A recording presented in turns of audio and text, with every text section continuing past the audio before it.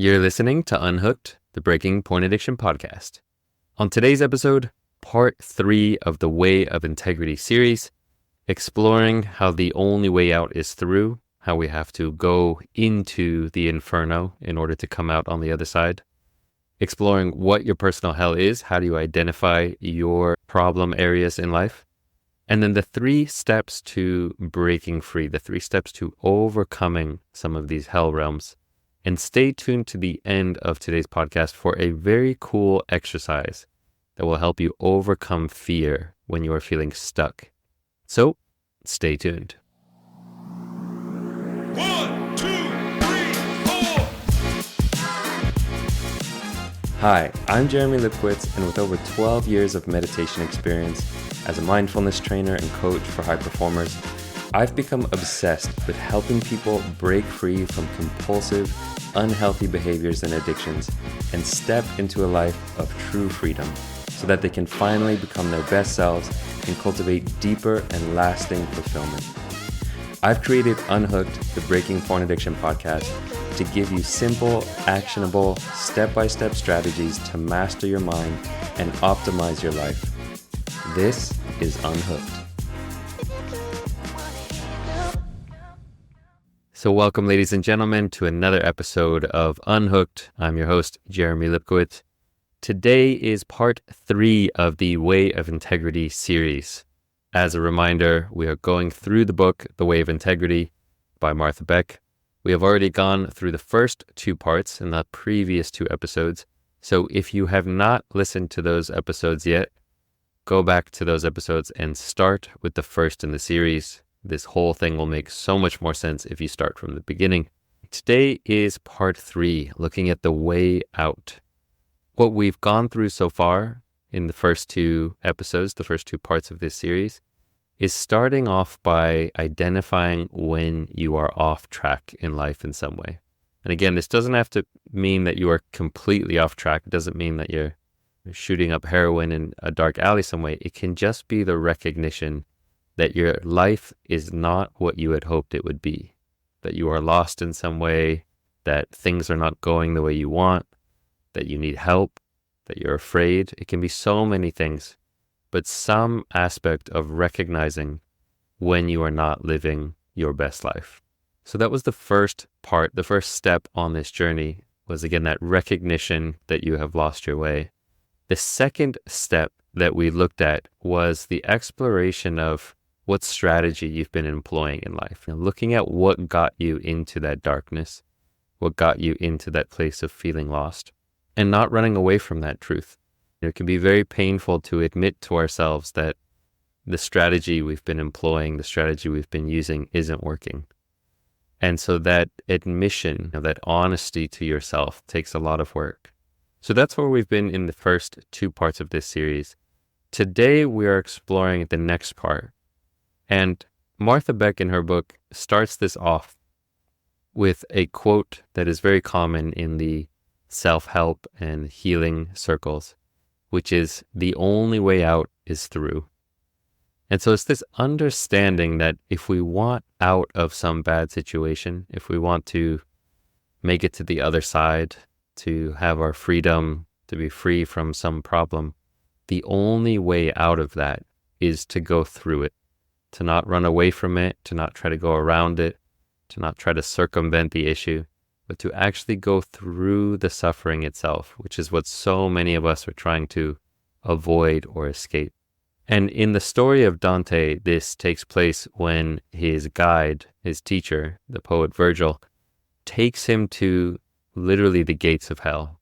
So this is a quote from the Divine Comedy where they walk up to the damned gate, the gates of hell. And on that gate, it says this: "Through me to the city of sorrow, through me to eternal woe, through me to the way among the lost people. Abandon all hope, ye who enter here." So it's a pretty stark vision, a stark image that we have, that we come up to this gate of hell, this gate of suffering, and it literally warns us. It says, this is a dark and scary and nasty place. There's a lot of suffering in here. if you want to come in, just abandon hope. This is where the lost people go. This is where the suffering is. And in order to progress on our journey, we actually have to make a conscious decision to walk into that suffering. And this concept is such a revolutionary concept that is going to be so helpful on your journey to recovery from addiction, if you can really follow through with it, which is learning that one of the most radical things you can do in your recovery is learning how to not run away from your pain, but how to sit with it. Whether it's emotional pain or physical pain, learning how to be with those unpleasant emotions and unpleasant feelings is one of the strongest and most powerful things you can do for your recovery. There is a quote that I remember hearing in my own journey. This was maybe a decade ago, and this again comes from Sri Nisargadatta Maharaj, who I mentioned in the last episode. And this comes from his book, I Am That, which follows a few conversations between him and his students. And one of his students was asking him in a Q&A session about pain and how to deal with pain.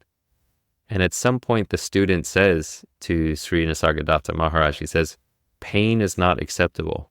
And so Nisargadatta turns back to him and says this beautiful thing. He says, why not? Did you ever try? Do try, and you will find in pain a joy which pleasure cannot yield. For the simple reason that acceptance of pain takes you much deeper than pleasure does. So this understanding that if we can learn how to accept pain, and again, understanding the difference between pain and suffering. Pain is something physiological. There's some pain that is unpleasant. Suffering is the way we relate to that pain. It's the way that we have resistance to the pain in our life, wishing it were something else. But if you can learn how to sit with pain, to accept it, this will transform your life because you no longer need to run away from your pain. This is what addiction is. Addiction is when somebody can't be with pain, whether it's physical pain in their body or an emotional pain. It could be boredom, it could be stress, it could be loneliness, it could be fear, it could be a knee pain, a back pain, chronic pain, any kind of pain. And when you don't know how to sit with it, you run away from it and you run into your numbing device. Whether it's your phone, it could be Netflix, it could be junk food, it could be sex, it could be porn, whatever your coping mechanism is, it's a way to run away from pain.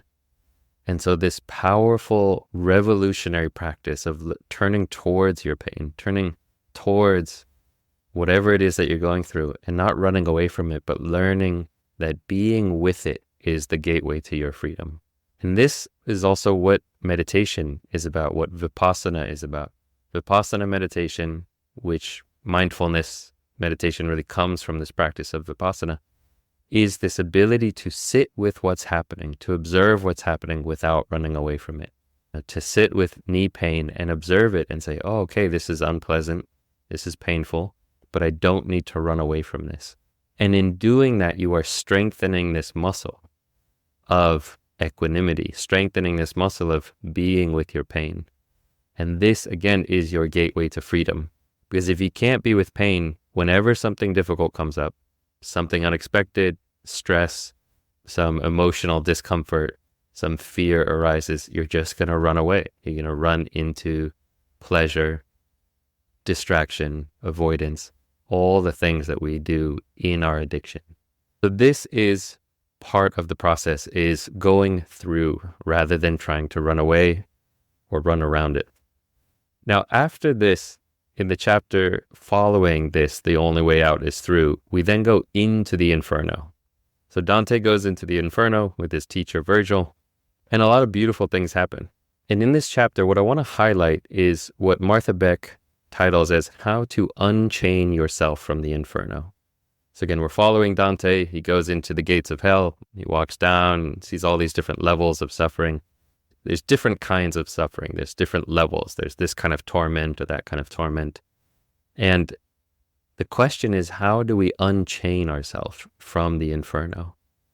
And so Martha Beck offers 3 steps. These are the 3 steps that Virgil offers to Dante, and we can do them. The first step is to observe your own suffering demons. to observe your own suffering demons. This is the process of sitting with your darkness, turning towards your suffering.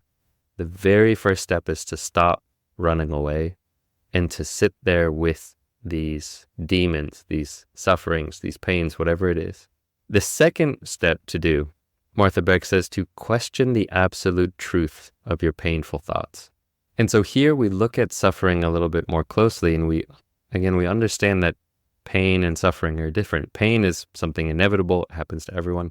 Suffering is how we relate to our pain, how we relate to our life. It's the stories that we're telling ourselves that we're believing to be true.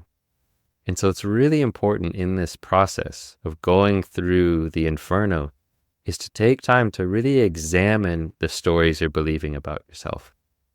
So you might take some particular topic that you're suffering about, might be your porn addiction, and then to examine the stories you're believing, the things that are making you suffer about this.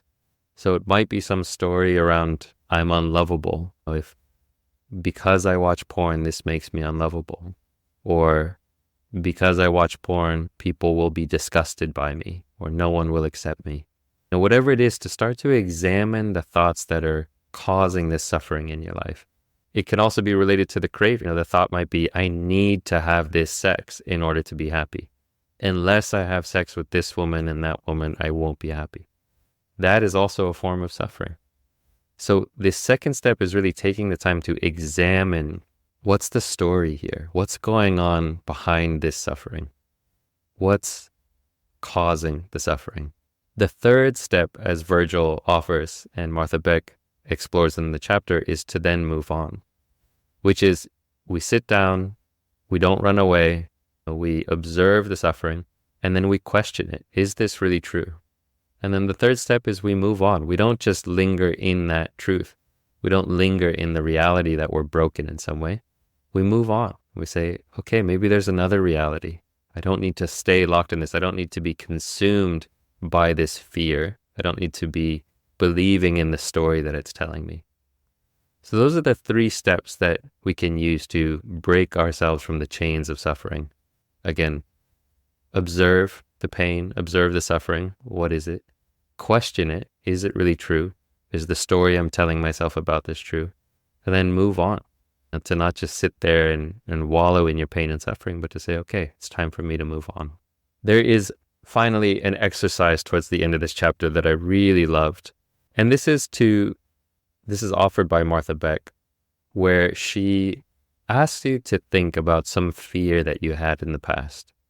She says, think of something that you used to be afraid of, like really afraid of, in your past, and that you're no longer afraid of.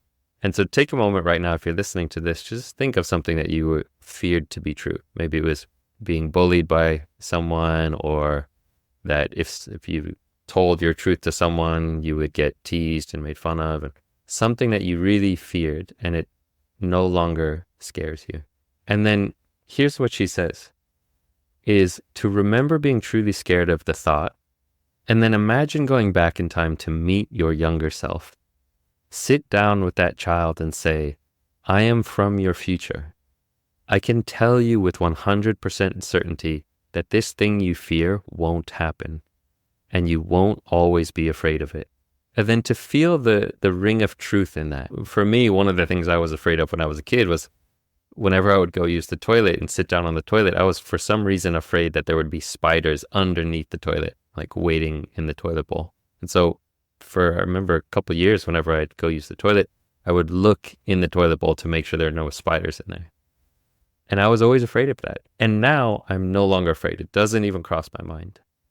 And so to just envision, I can envision myself sitting with my younger self and telling myself that and say, I can tell you with 100% certainty that this thing you fear won't happen, and you won't always be afraid of it.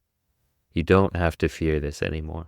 This is what we do for the past version of ourselves. Now here's where it gets interesting. To next call to mind one of these hell thoughts that you've been having currently, one of these stories that you're telling yourself about your life. And then imagine you can hear your own voice from the future, from a future version of yourself. It's saying in a confident and comforting voice, I am from your future. I can tell you with 100% certainty that this thing you fear won't happen, and you won't always be afraid of it. It's such a beautiful practice to do, to recognize there were things that you've been afraid of in the past that never happened, and you can comfort that inner child by saying, hey, I can tell you this won't come true. You don't have to be afraid of it. And imagine the future version of yourself telling your current self, hey, I know there's something you're afraid of. There's some thought that you don't want to visit, something about your life that you're scared to look at, something that you're afraid of happening. People might find out about my porn addiction, whatever it is. You might have this fear of something coming true. And to envision a future version of yourself coming down to comfort you and saying, I could tell you this won't come true. The deep fear that you have about this, that you're unlovable, that you're broken in some way, that you'll be left behind, whatever the deep fear is, to envision a future version of yourself saying, you don't have to worry. I've got you in this. You don't have to be afraid. So that is one of the ways we can start to unchain ourselves from these helm realms, is to really examine the underlying story and to free yourself from that. So that is what I wanted to share today. Just another snippet along this journey. The story of Dante. Will be continuing to explore this over the next couple weeks as I go through this book. I think there's just so much juice here for the path of recovery. I think there's a lot that we can learn from this book. So as a reminder, if you want to follow along with me, feel free to pick up the book yourself and start reading it. Obviously, I'm going through it in a concise way. I'm giving you guys the golden snippets from what I see, but there's so much more in the book, and I would highly recommend checking it out for yourself. So that's it for today. Signing off from another beautiful day in Amsterdam. We'll catch you guys on the next episode.